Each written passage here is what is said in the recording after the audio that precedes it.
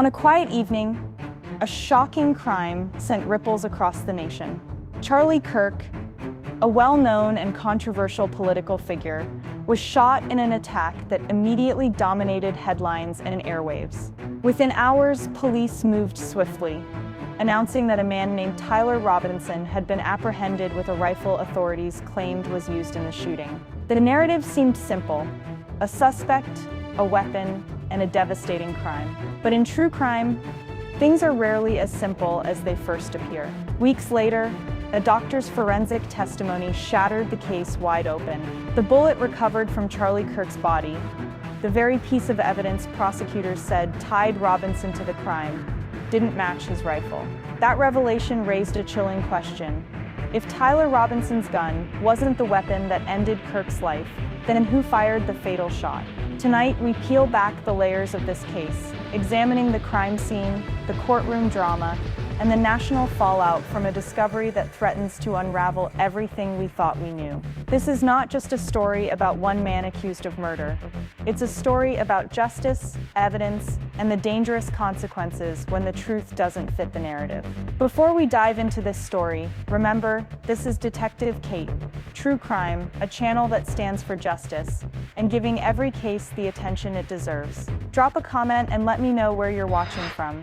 Hit that like button, subscribe, and turn on the bell so you don't miss any of our investigations. And don't forget, share your thoughts and theories below.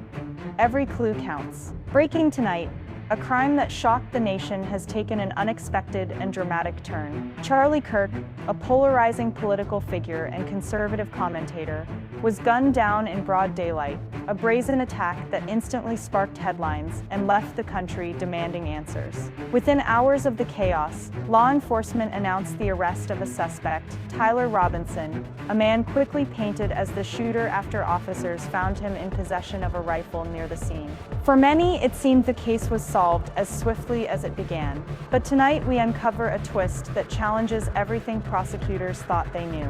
In a courtroom packed with media, supporters, and critics, a doctor took the stand with a forensic report that stunned even the most seasoned observers. According to his analysis, the bullet that struck Charlie Kirk did not and could not have come from the rifle authorities tied to Tyler Robinson. In one statement, the story shifted from an open and shut case to a chilling mystery. If Robinson's gun didn't fire the fatal shot, then whose weapon did? And perhaps more importantly, why was the nation led to believe otherwise? Over the next 20 minutes, we'll retrace the night of the shooting, examine the forensic bombshell that shook the courtroom, and explore the ripple effects spreading from the courthouse to the halls of power, to homes across America. This isn't just the story of a crime. It's a story about justice, truth, and what happens when evidence doesn't match the narrative. The day began like any other. Charlie Kirk, known for his outspoken views and national following, was scheduled to speak at a public event attended by supporters, critics, and curious onlookers. The atmosphere was tense but orderly, until, without warning, chaos erupted. Witnesses recall hearing the sharp crack of gunfire, followed by screams and confusion. Some people ran for cover, others froze, and many frantically dialed 911, desperate for help in the middle of the panic. Police units were on the scene within minutes, racing to secure the area and locate the source of the gunfire. Amid the confusion, officers spotted a young man, Tyler Robinson, just blocks from the scene, carrying a rifle. To law enforcement, the connection seemed immediate and undeniable. He was ordered to drop the weapon, arrested on the spot, and quickly transported into custody. Investigators moved fast, declaring Robinson their prime suspect within hours. Almost immediately, the headlines were written. News outlets ran with bold banners: "Shooter caught." Social media lit up with speculation, theories, and outrage. For many, Robinson became the face of the crime before he had even stepped foot inside a courtroom. In the eyes of the public, it was a clear story: a man, a weapon, and a fallen political figure.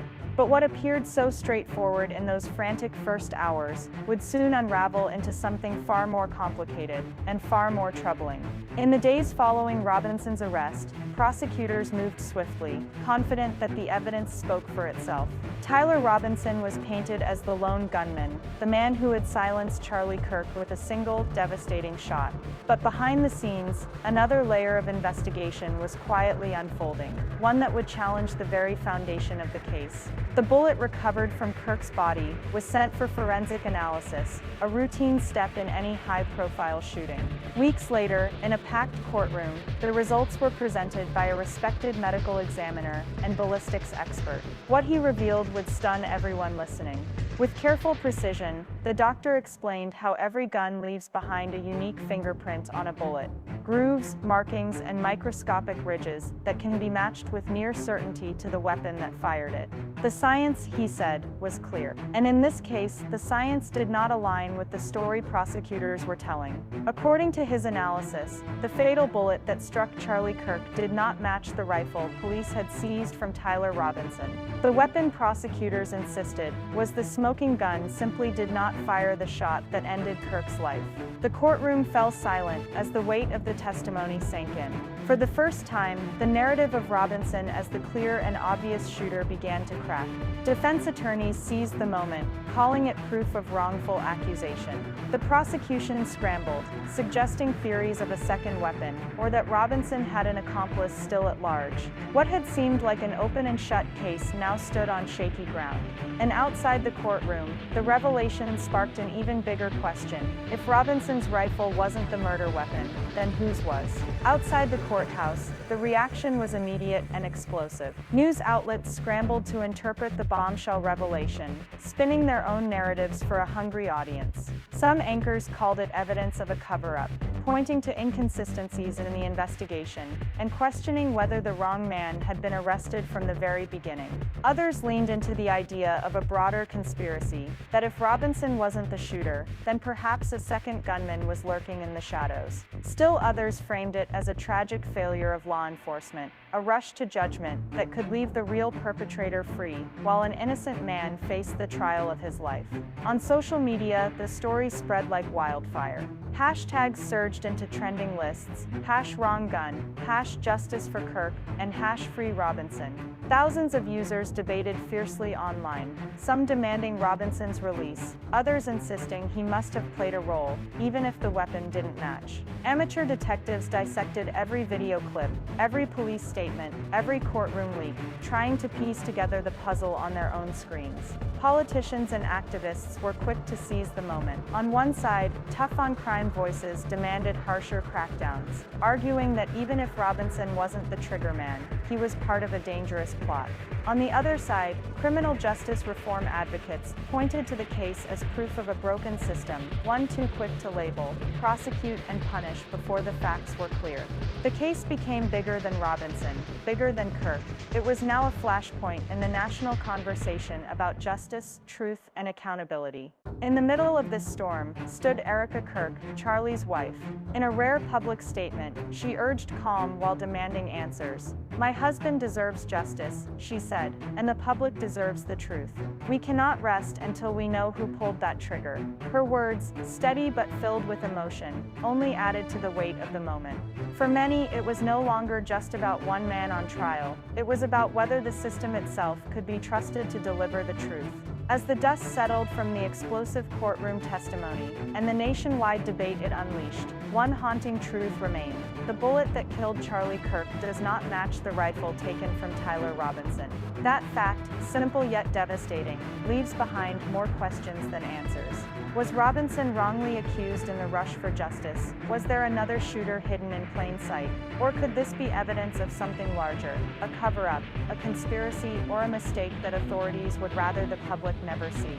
For Charlie Kirk's family, the uncertainty is its own kind of torment. For Tyler Robinson, the mismatch between weapon and bullet may mean a second chance at freedom, or it could tie him even deeper into a mystery he cannot escape. And for the nation, the case is a reminder of how fragile truth can be when headlines race faster than facts. Tonight, the courtroom battle continues, the media frenzy grows louder, and the public's trust in the system hangs in the balance. But one fact cannot be ignored. If Robinson's gun didn't fire the fatal shot, then somewhere out there, the real weapon, and perhaps the real shooter, is still unaccounted for. And until that truth is uncovered, justice for Charlie Kirk remains incomplete.